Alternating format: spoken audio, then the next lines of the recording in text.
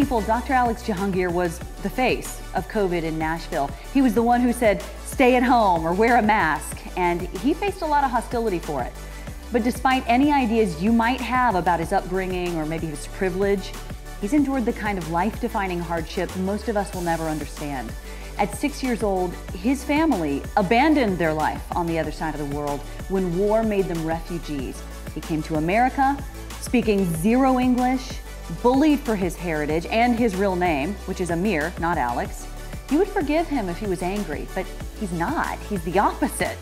He loves this city, his community, and more than anything, his family. And that's the love that fuels him. This is Dr. Alex Jahangir, the Devoted.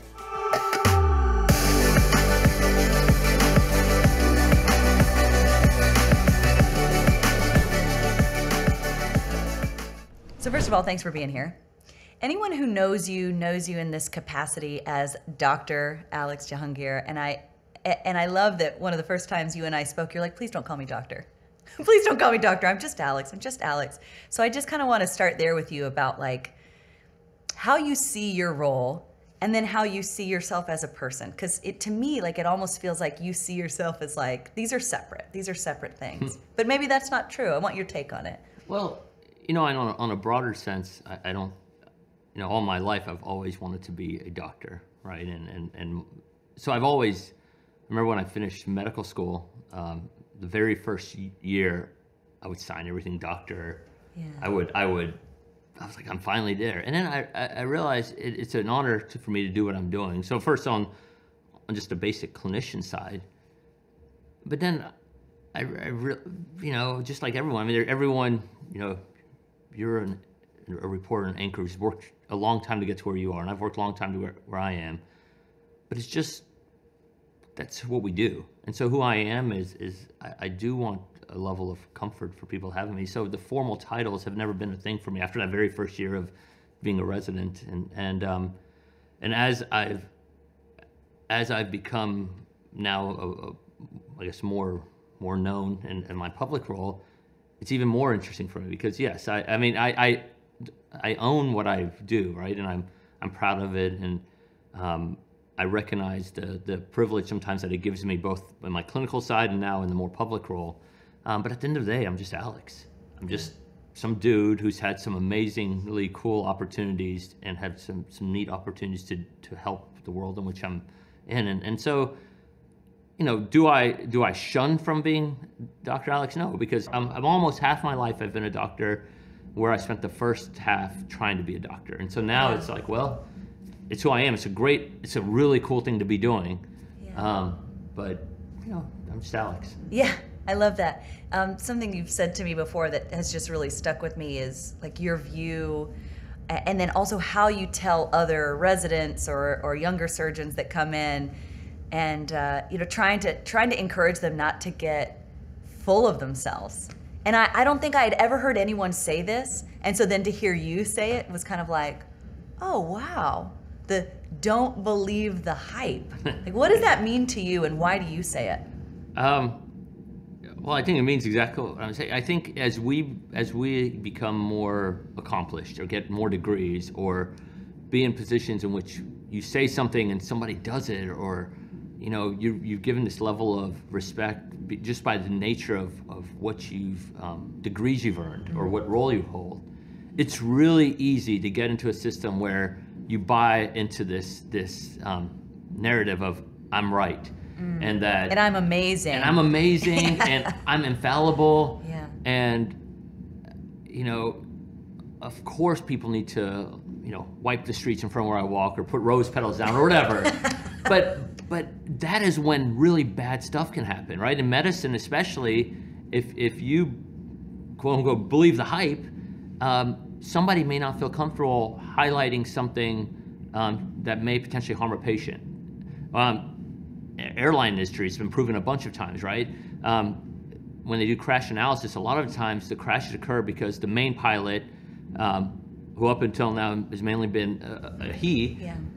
He would make an environment in which he was the main pilot, and he would listen, and his word was the end all, and you know, the lower ranking pilots or the flight attendants wouldn't highlight something that that may have saved a crash. And so when you believe the hype and you start believing this narrative, then that's when bad stuff happens. Yeah. And so I think it makes you less connectable.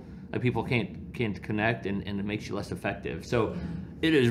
I do say it to my residents. I say it to my kids, sort of. I mean, when I change the words a little bit, I definitely say it to myself a lot. Yeah. So like, don't believe in the hype is what causes things to not go well, and so that is really a really important thing for me. Well, and I wonder too, because I feel like this idea of like infidelity in medicine is such a, I mean, I see it as pervasive, and I don't know if it's maybe because of Hollywood puts it out that way, that there is so much infidelity within, just within the practice, like within a hospital, and I kind of wonder if that goes in to it as well. First of all, is that just my perception? Is it a wrong perception? And then if it's right, does it kind of go along with this believing the hype about yourself that you don't have to, you don't follow the rules don't apply to you, you don't have to do the right thing, almost on a moral level too. Yeah, so infidelity in like relationships, is that what you're Yeah. Yeah, I mean, I think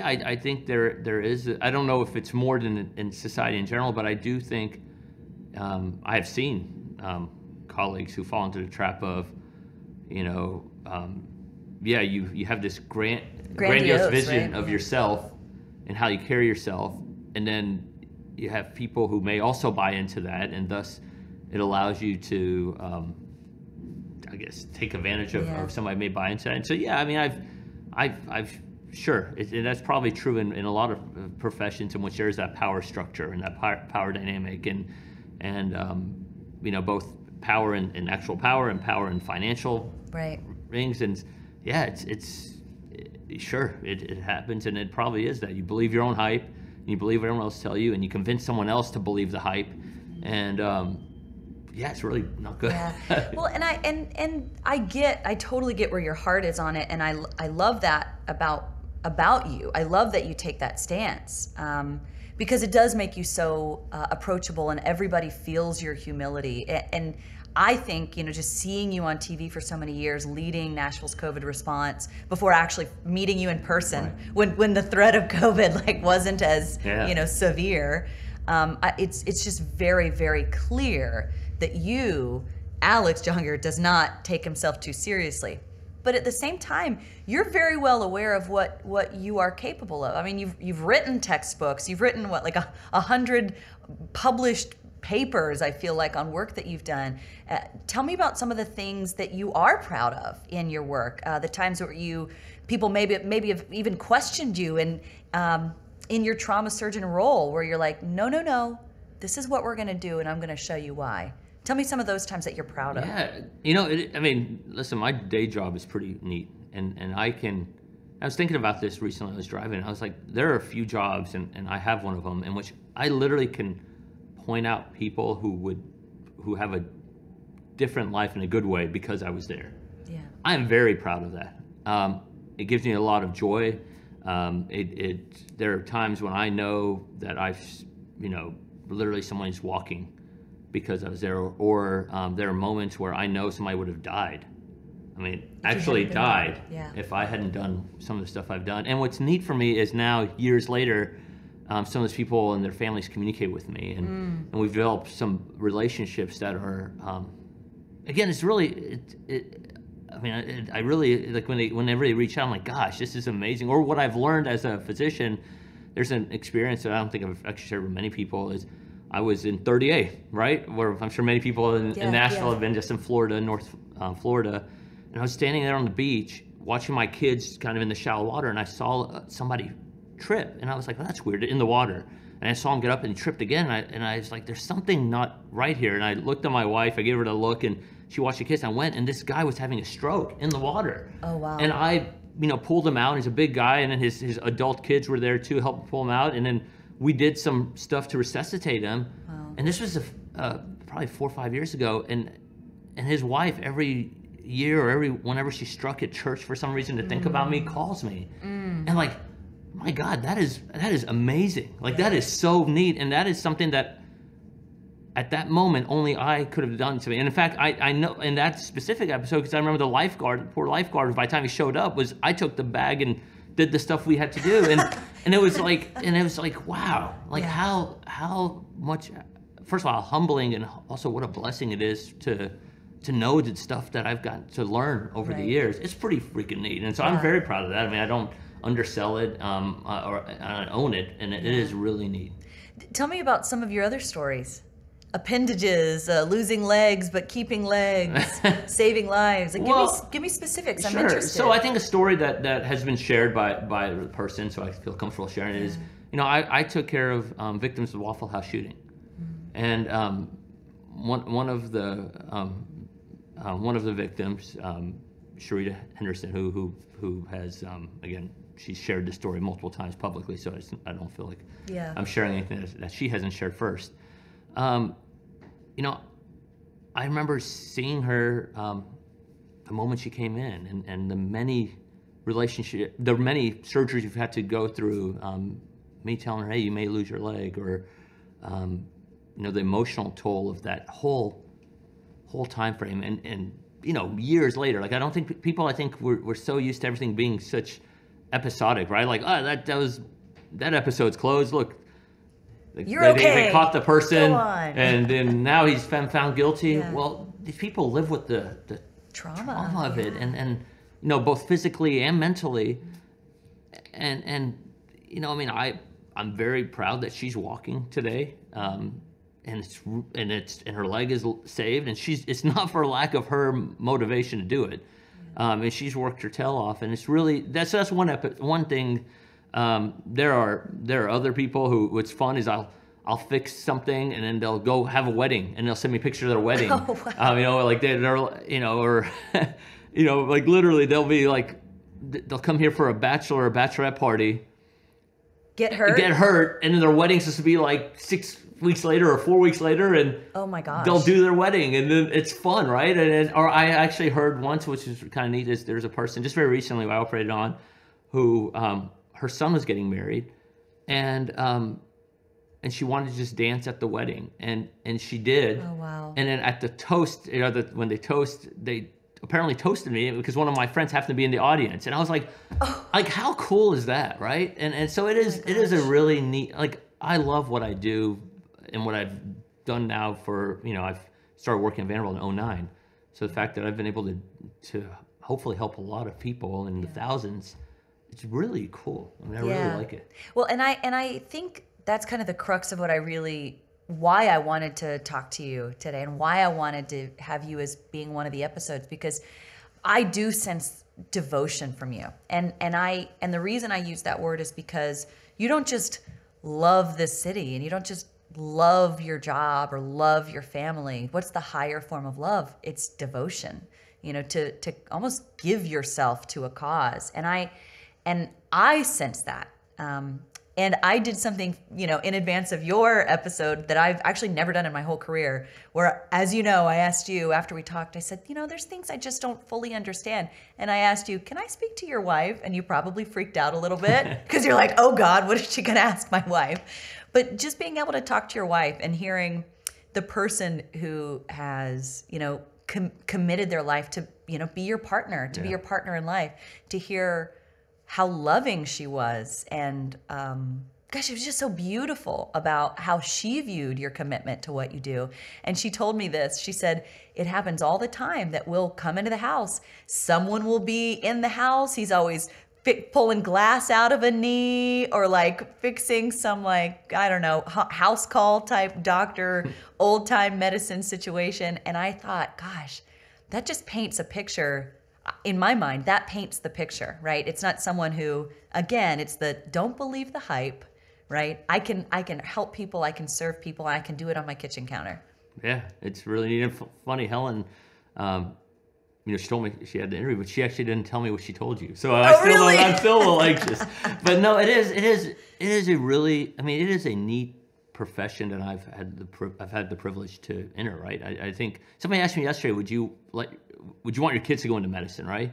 Because I think there's a lot of people at least have this narrative of, doctors now don't want their kids to be doctors, or or my wife's a speech therapist or a nurse. And my gosh, if they want to do that, like they have the passion for it, because it is a hard work to do any of that. Right. Why wouldn't I want to encourage them to do that? Because it is a true gift that we get through our training, and it's a gift that you can just give to the world, right? You can literally get on a plane and go to a place that needs your services and provide them. And again, if you don't believe the hype, you don't care if you're not getting paid to do that work, and you don't care about, all the other things that come with a nice first world country and being a mess. Like it's a very comfortable life too, which I think that's a really nice part of it too. But it is a really cool thing to be in healthcare, and the past couple of years have shown it's a tiring thing. It was tiring before the past couple of years, but I don't. If you can be selfless, I think it's one of the most amazing professions that there is. Yeah. Yeah, and you're totally right. The last couple of years have been hard for people, and I'm sure it's forced a lot of people to think twice about, okay, am I really in this for the right reasons? Yeah. Is this right for me right now? You mentioned something that it's just like the perfect segue. You mentioned when you're in medicine in a first world country, and I don't think people realize you are an immigrant. And your story, I think, is just really powerful, and I think it informs a lot of the devotion you have, again, for this town, for the people here, for, just helping and service, and then the devotion you give to your family, because there was a risk at one point of not having any of that. Yeah. So I want to talk to you about that. You were 5 and 6, I believe you said, when you remember warplanes flying overhead. Tell me about your early childhood and how you got to Nashville. Sure. So I was born in Iran. In 78, so just to give you reference, July of 78, and then in I believe it was January of 79, so about 6 months after I was born, the revolution in Iran happened, in which the Shah of Iran was kicked out, and the Islamic Republic of Iran got founded or formed, or whatever you want to call it. And so Iran went from, and again I don't remember this part of it, went from a very Western country, very pro-U.S. friendly country, to my mom and everyone else having to wear, hijabs, and everything became Sharia law. So it became a really tough place real fast. And then in 1980, there was a war with Iraq. So Saddam Hussein found opportunity and invaded Iran. And that led to a war that lasted 8 years. So from 1980 to 1988. And we lived in Tehran, so the capital. And I do remember watching TV with my brother. My brother's 2 years younger, and we'd watch cartoons. And I don't remember a lot, but I remember this.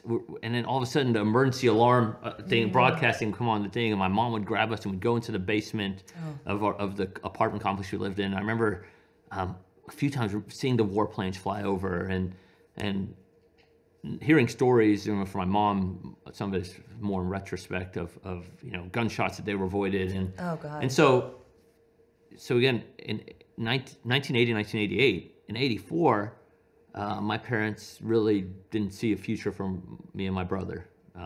My brother's 4, I was 6. And, it's just, I guess, like most parents. And I was thinking about this, reflecting on this a year or two ago, because I think the age I was then, so it was my last year. So last year I was the same age my father was. Very similar. He and I've had very similar, like, he's a physician, had some successes. Cardiologist, right? My brother's a radiologist. My dad's a radiologist. My brother's a cardiologist. Okay, I'm sorry. Thank you. His kids, me and my brother, were about the same age as my kids are now.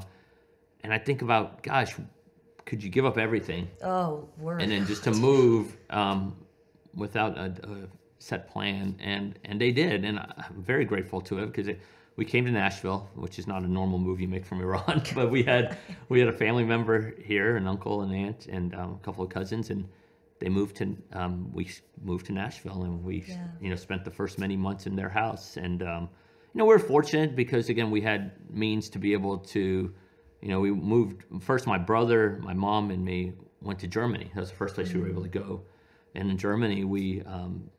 Every day we try to get a visa to come to the U.S. And then finally we found out we can go to Belgium, and we went to Belgium and got a visa.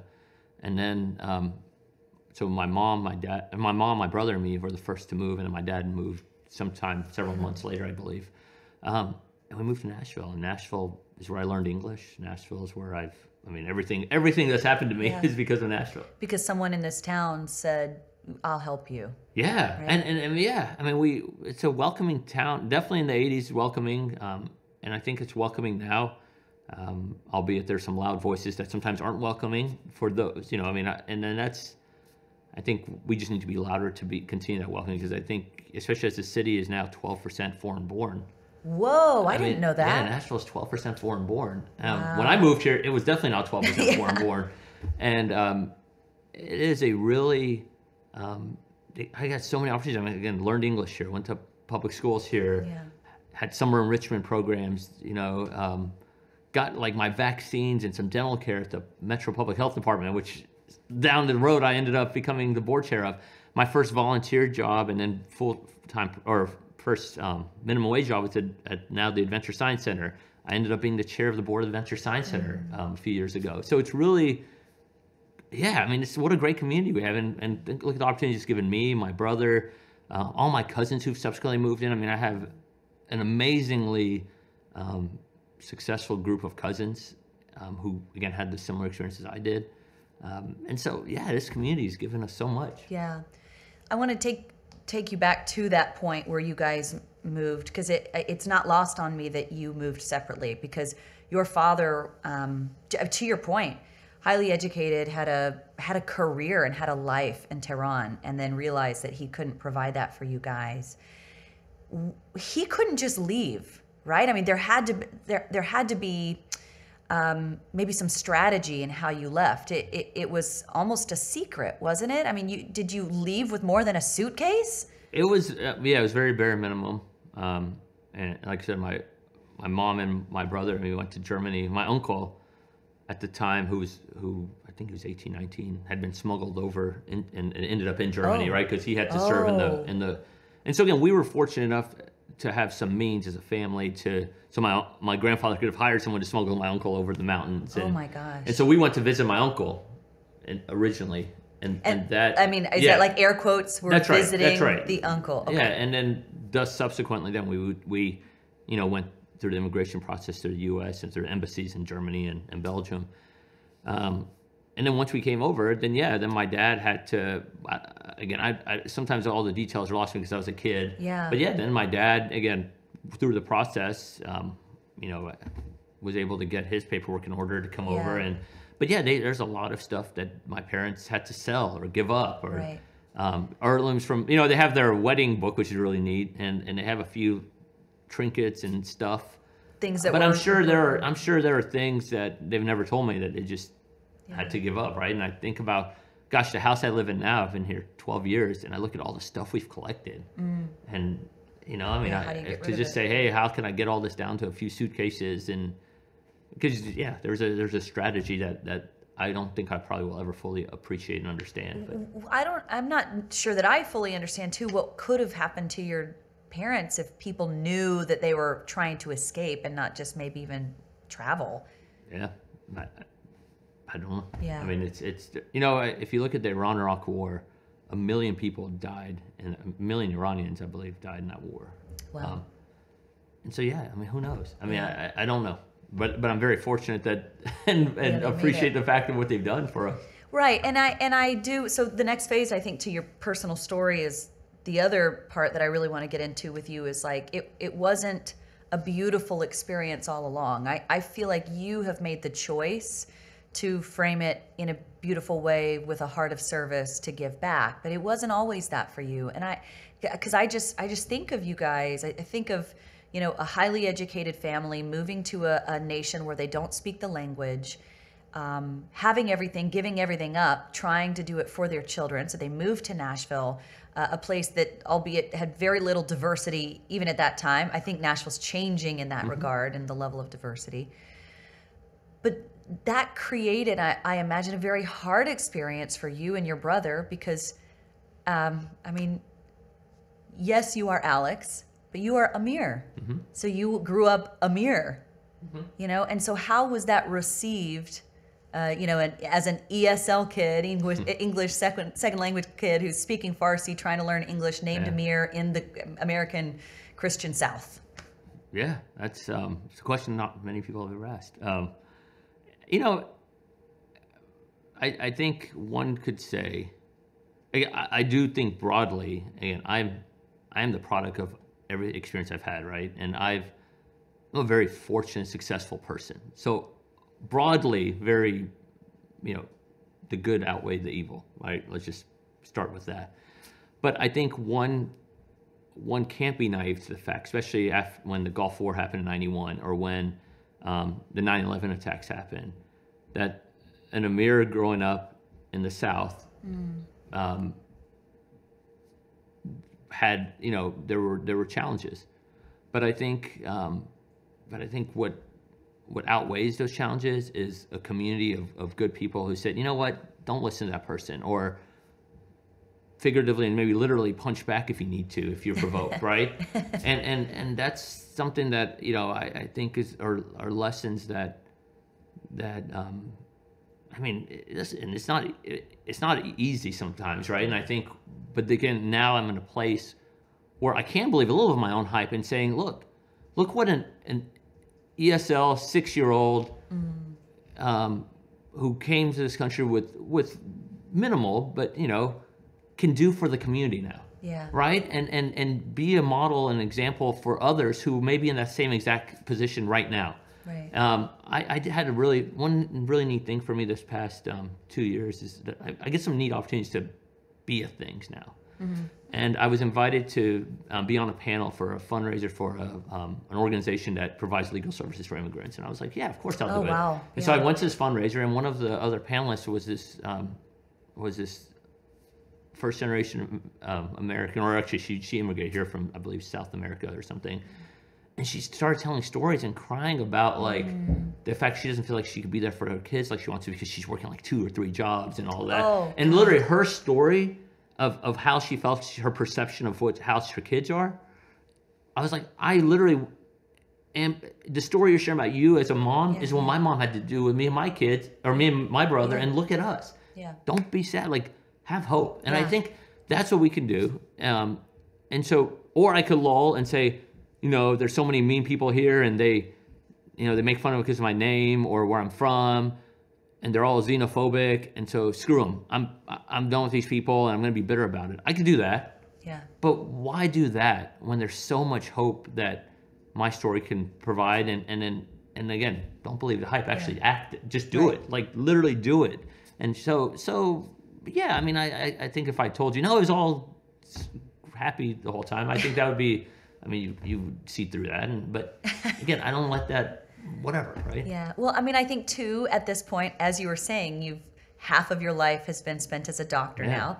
Half of your life was not. And so now you're at the point where it's almost tipping to this other life that you've created for you, which is something else I do want to talk about did you feel galvanized by the hate or the misunderstanding? Did you say, I'm going to show you, I'm going to be this person? I just want to understand, because here's why I'm asking.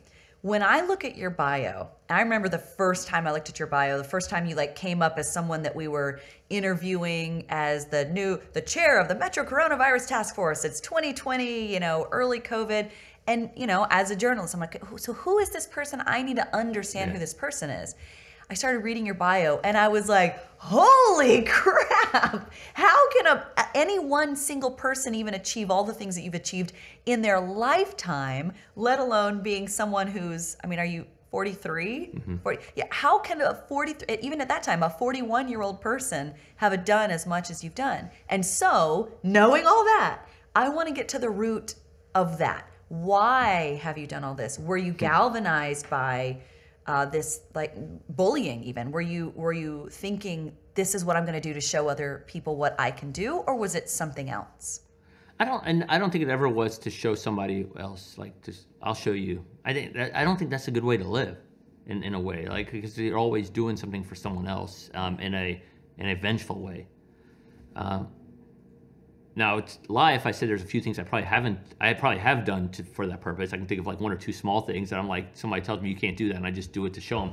So listen, I'm not that perfect, right? I mean, but I do think, actually I don't think, I know most of the great opportunities I've been able to take advantage of is because I'm like, man, look at me. What a cool opportunity I've been given because of my past. And so I may say, be more willing to say yes and make it work, because I probably often, whether subconsciously or consciously, realize that this probably should never have been given to me. And so I take advantage of it, and then I'm able to sometimes have success at it. And so that's probably what drives me. And so it's not really a vengeful, like, I'll show you, but albeit, like I said, a couple of times, I can very clearly tell you that was the case. But it really is, like I tell people this sometimes, and this may sound stupid, but like I often think of my life like Forrest Gump. Like Forrest Gump, and I watched the show about a year, within the past year, I saw it again, just randomly on TV. And like, if you remember Forrest Gump, for those of you, I realize I'm getting old, and like Forrest Gump probably is like I was in school, but like Forrest Gump like would have all these amazing opportunities, and then he would like take advantage of them, and then he would be like run in Alabama and go over to the White House, or do the Watergate thing, or invest in Apple. Like all these random, what appear to be random things that happened to him. Yes, they're sort of random, but they're only random, and he's able to have success because he said yes, and he recognized that, or I recognized that what a neat opportunity I have, and I have to have a sort of, I do have sort of like a if you will, mission statement. Helen made me do this when we first got married, because I should say yes to a lot of things. Yeah, and she's like, you need to say no. Yeah, and I think rightfully so. And I'm still not really good at that, but I'm getting there. But like at the end of the day, it's what is the ultimate goal, and will this help achieve that ultimate goal? And if the answer is yes, then the answer to the person asking is yes. And sometimes, something's got to give, right? So you can't do a million things and do it reasonably well. And that just takes, I think, maturity to recognize what that is. And listen, I have failed many of times, right? And I think that's fine. It's okay to fail as long as you really tried. But yeah, so again, not vengeful often, but it is. But it's just recognizing that if my parents made a different choice, or if many steps, I wouldn't have any of these opportunities. And so it's all very, very humbling to me. Yeah. And I know you, just based on my conversation with your wife, when she painted this picture for me too, I thought, oh my gosh, what a beautiful thing.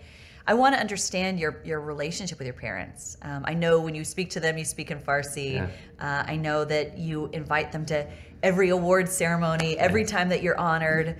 Tell me about the honor you have for your parents. Man, literally everything I can do now is because of them, right? And not just because they brought me to the world. And Dave, again, I think if they were sitting here, they would never be like, oh, we missed out on this or that. In fact, I've never heard my parents once in all these years, even at the hardest times, say, if it wasn't for you, we'd be doing this amazing life. Never.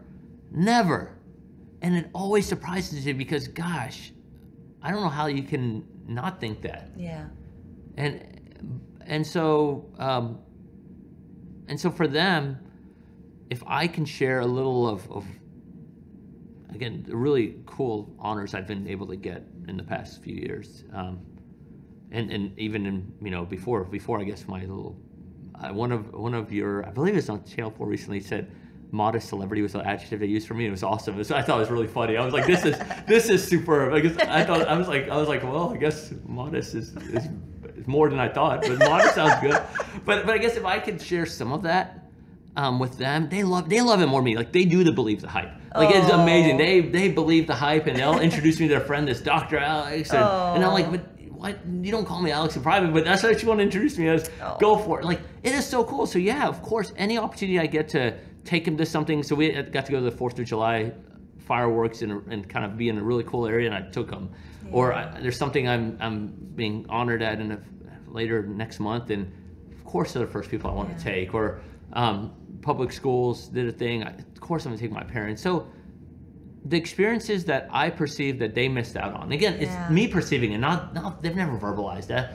Yeah. I want to include them in it. So we're doing a little family Disney cruise in a few months, and my parents are coming with me because maybe they wanted to do that when they were, in the role when they were in their 40s, and I was in my, 10 or 8-year-old, and they just never could. They've never said that, but I just perceive that. So of course I would, if I'm now at a place I can do that. Why wouldn't I? Because you never know how long life is. And I think one thing that my day job shows me is the fragility of life. Oof, like I bet. I have seen a lot of people die at a really young age, or a lot of lives changed because of a moment of God knows what, right? And so maybe that's another reason of my drive to do as much as I can in whatever time frame, because we don't all get 90 years, and we don't get a good 80 years sometimes, or good 70 years. So, carpe diem. I mean, like you gotta do that. And so yeah, there you go. I just think it's just so beautiful. I think it's so beautiful. I think, your path has just been so different. But to your point about there being so many people who are foreign born in the city now, maybe it's not as different as we think. But for a woman who, gosh, all of my relatives have been in this country for hundreds and hundreds of years, right? As a white woman who grew up, as a upper middle class, like what do I have? What do I have that would force me to honor my parents in the way that you do? I don't, right? Like I don't have the understanding or that kind of devotion. So to me, like I hear your story and I'm like, wow, you highlight for me the level of devotion that maybe we should all have for it makes me want to cry actually, like the level of devotion we should all have for the people who have given us things. I'm sorry. No, I feel it. I think it's just beautiful. Yeah, it's really, really beautiful. And I'm sorry if I make you uncomfortable by my tears. No, I appreciate you. I think you're verbalizing how I feel. I do wonder, speaking of tears, I do wonder how often you in your role are even crying. I feel like you do deal with so much loss. Are there points where you're like, this is too much? And if that's even the emotional release that comes for you, or if it comes in some other way. It's interesting. I don't cry much. I really don't. And I think about this actually more than I've ever realized. I don't really cry at like my grandparents' funerals, or I don't cry at. But during this past 2 years, there were 2 times I cried in the COVID years. And one was, and this is, it's and actually, I came out with a book, and I've actually described this in this because I'm not a crier, but this took me. So the day that we did the safer at home for everyone, right? It was a Sunday, I believe. And I was driving up 12 South, because I live south of town. I was driving up 12 South, going to the Office of Emergency Management. And I knew what we were about to announce. And it was dead at 12 South. I don't know if you've probably been to 12 South, right? It's always bumping. There's and always people. And I remember I drove by like Jenny's Ice Cream and the Mafiosos, and these are places that I would go all the time with my kids. And all of a sudden, I'm like, I don't know what happened. Something like, I just started getting real. I was like, it started getting heavy. Yeah. And I was like, holy crap, we're about to do something that I don't know if we necessarily know the implications, that I know it's going to change the life here for my. I mean, I wasn't even thinking global Nashville. I was thinking just me and my family. And I remember I had to pull over. And it was the weight of the whole thing. Yeah.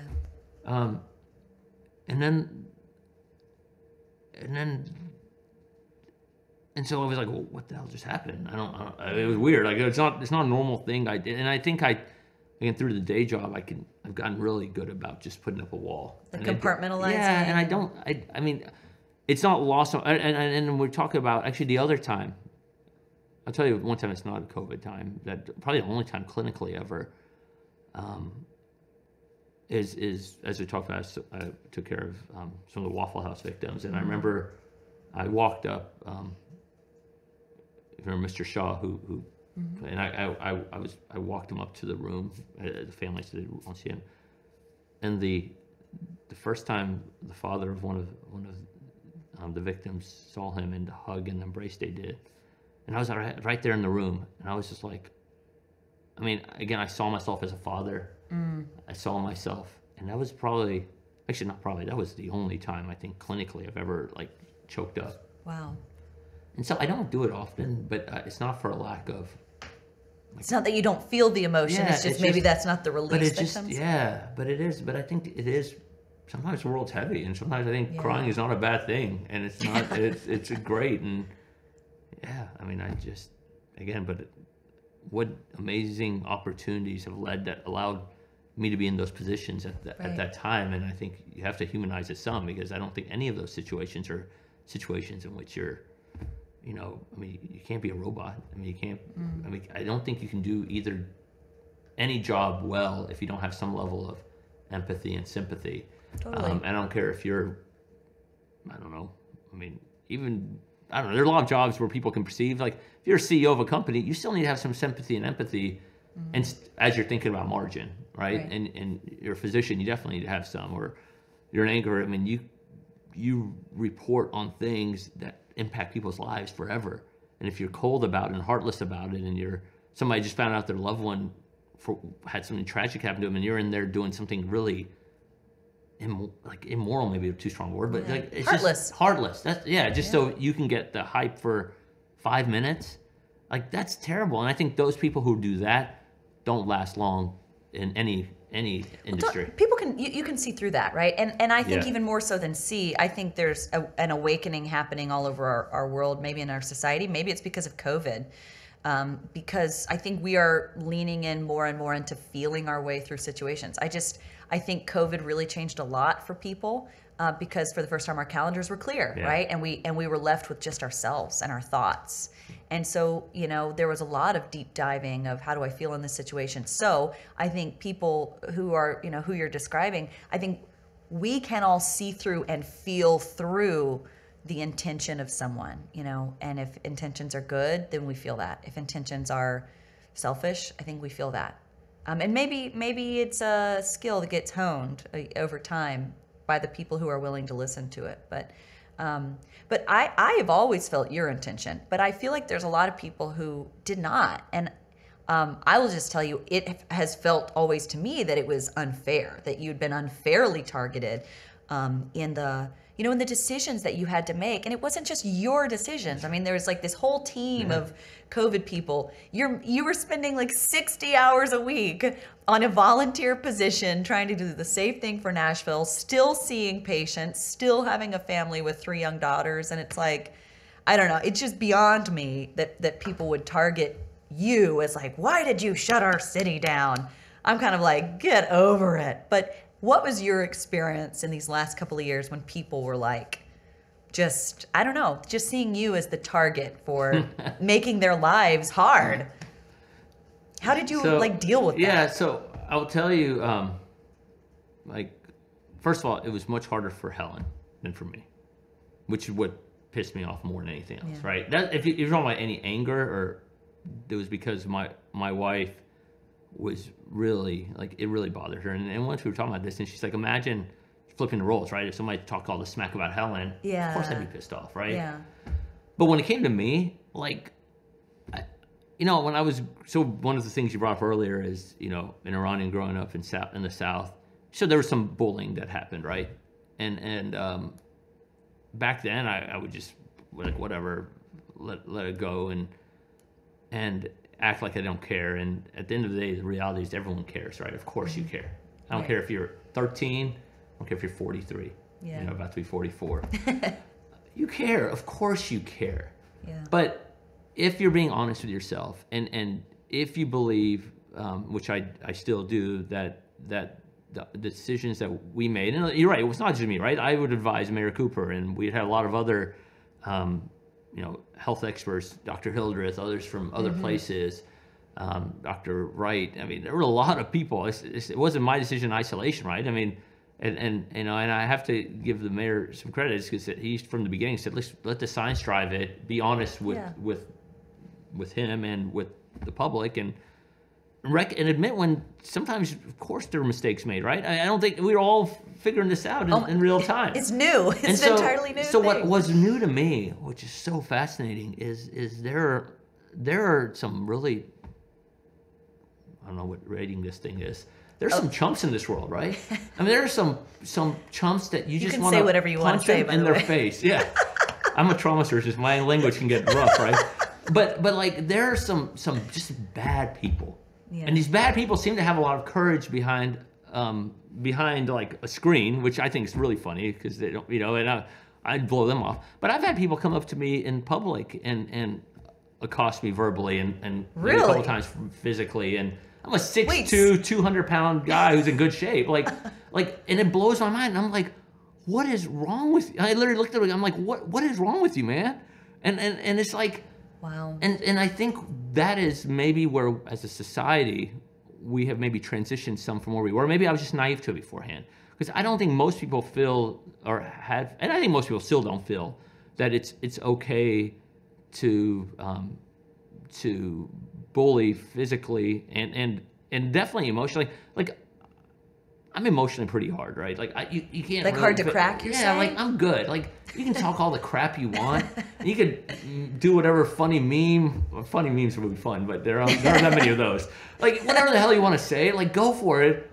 Screw you, man. I'm fine with it. I'm very comfortable in my skin. Like I don't believe the hype, but I do believe the hype to an extent. Like I'm very comfortable in my skin. Yeah. But it's not okay to make someone feel threatened. It's like not physically threatened. And more importantly, like it's not okay to make somebody's family feel threatened. Yeah. And so when it comes to does that change one's behavior, it never changed my fundamental beliefs or how we approach things. It never changed decisions we made because again we followed from the beginning, as Amir said, the science best practices. And I think for me, one thing I've always tried to do, and I think I've done it reasonably well now or years ago, is just be straight up and like, I don't join one camp and just start harping the one camp's verbal stuff, right? I just don't, and I think it irritates some people on, I think if you. And unfortunately, everything's become partisan, right? Super partisan. So one could see, it's very clear. I mean, I think if you knew me before, I'm center left, right? But I'm not going to harp everything that the left is saying just because that's what the left's talking point is. It probably irritates some of the left. But on the same token, I'm not going to, it's just, you just have to just be true, speak the truth. I think most normal people, which is probably 80 to 90% of the world, see through that. Yeah. And the 5 or 10% on either side that don't, then the problem is not me, it's them. Yeah, and they're very vocal. And those 5 or 10%. Yeah, and they're very vocal, and I think a lot of them are frankly cowards. And the ones that aren't cowards, I mean, listen, I love having an intellectual discussion with anyone, or debate, whatever you want to call it, as long as there's civility to it. Yeah. But the moment you lose your civility, I mean, screw you. I don't need you. And that's how I feel about it. And it doesn't really faze me because I feel in my heart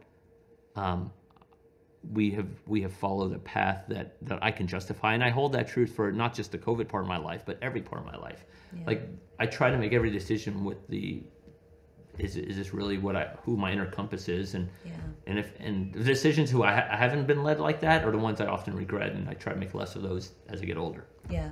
Let's play a little game. Okay. I like to ask everybody that sits in the chair you're sitting in a very specific set of questions. You ready to answer them? Ready. Okay. When was the best time of your life? I think right now. I mean, I think what is so cool for me, and it's more of a kind of a broader answer, I think like we're doing this thing with the kids where we're traveling all 50 states. I love that. And we just got off one of those trips just yesterday, just midnight, actually. A few hours ago. That's right. And it is really cool because it's allowing me to connect with the kids. It allows me to give them an opportunity I never had growing up. And it allows me to, it just brings me joy. And so right now and every time we do that is really a great time. I do love that. And how many states have you been to so far? 35. I love that too. Yeah. Your girls bring so much to you, I know. Do you feel that they ground you, or what do you think they've brought for you?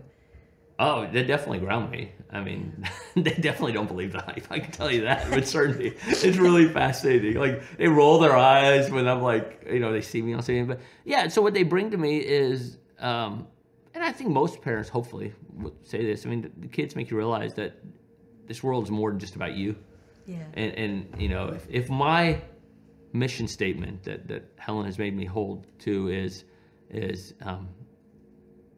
is what you're doing helping the community, and you can define the community in any way you want, whether it's a small microcosm of a house or a work environment or a society.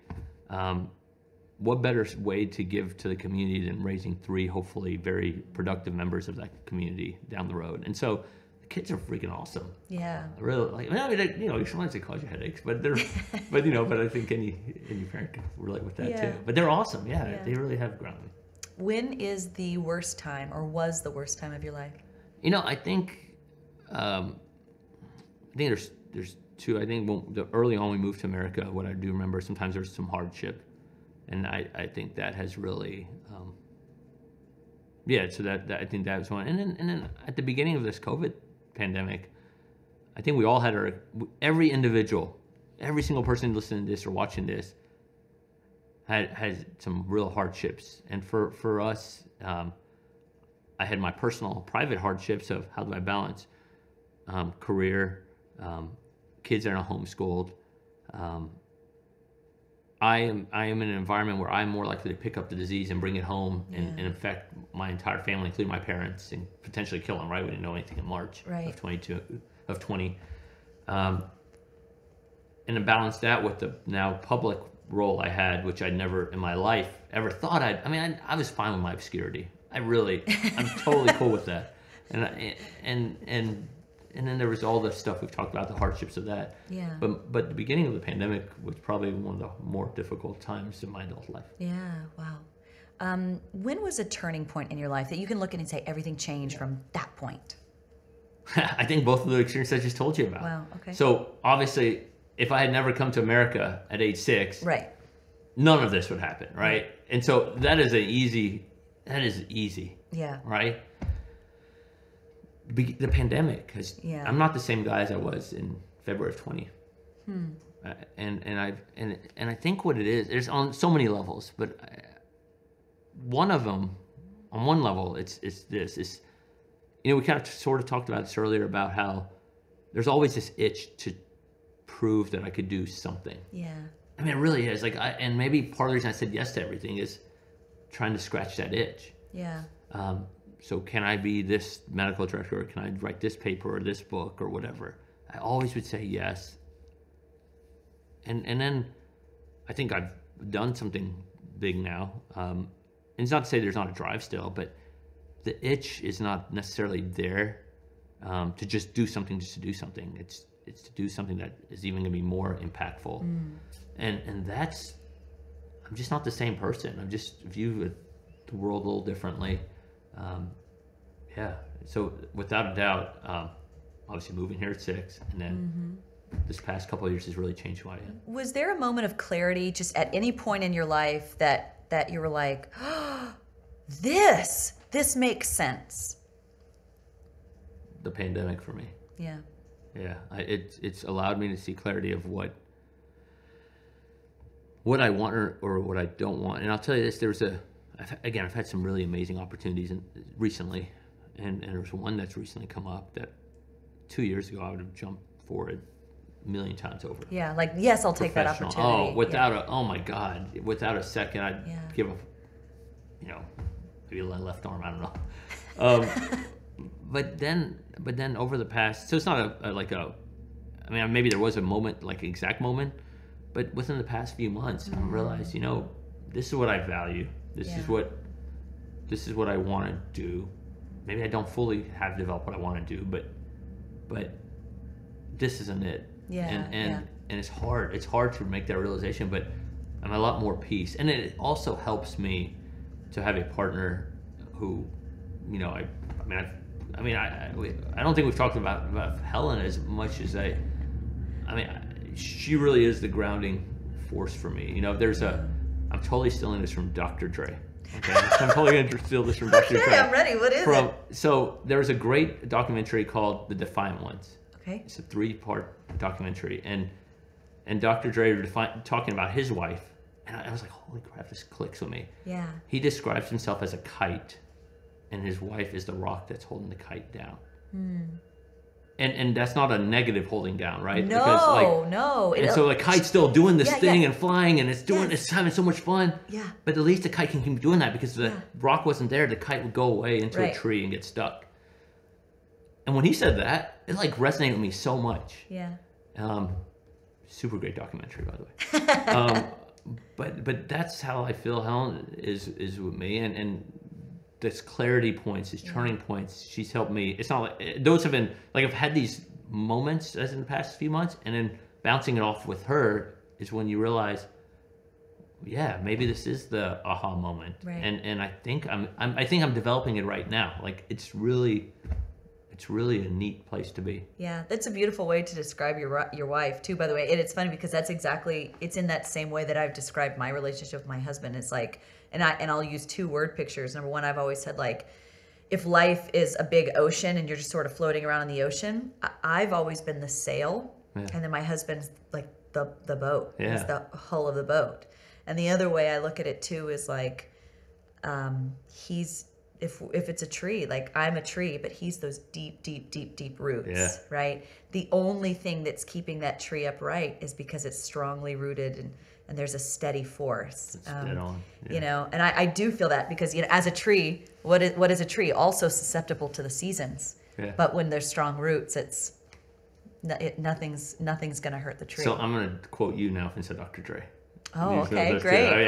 But it is, no, what an honor. But that does make, which is how you describe really resonates. Because it does require the balance to that, to allow, and a strong partner, to allow that to happen in the other person, to allow that person to be, you know, who they need to be, what they need to be, to go after what they feel really strongly needs to be gone after. I've got a couple more questions for you. What is something about your nature that you've either overcome or you continue to overcome? My lack of patience. I think sometimes, you know, maybe it's what allows me to be a good surgeon. There's some arrogance there. I don't think that's arrogance. I think that's probably acknowledgement. But you have to sometimes not have patience to be able to make quick decisions and be able to make decisions on limited experience. But I think in the world in general, you just need to sometimes slow it down and hear things and process things and make more informed decisions. And I've gotten better at that. But sometimes I think I could do a lot better. Yeah. Is there any particular words or phrases that you, phrase singular, that you find yourself saying a lot right now? Well, we talked about it before, but don't believe the hype is really a big one. And then the other one that sometimes I say a lot to my kids these days is suck it up. Because I think you know, we want to give our kids so much. Yeah. But man, who I am now is because some of the sucking up I've had to do. Like it's been some hardship. Right. And so those are probably the 2 things I say, maybe not as often, maybe verbally and just internally a lot. Yeah. What's your purpose? You know, my purpose, I really believe, is to give back to the community in which has given me so much. And by community, again, I think the beauty of that word is that community could be my family. Community could be this room. The community can be bigger. And as long as I feel like I'm positively influencing whatever community I define at the moment, that's it. And I think long term, as I kind of mentioned earlier, is if I can give the community 3 very successful people in my daughters that continue this for generations, and hopefully they can pass it on to their kids. Like how neat of a purpose could that be 100 years from now, when I'm way gone and they look at this story of this random kid from Iran who moved here when they were 6. Wow, that's so beautiful. Thank you. Thank you for coming here today, like only sleeping however many hours and then just coming over and doing this. So I appreciate it. It was really a pleasure. Thank you for having me.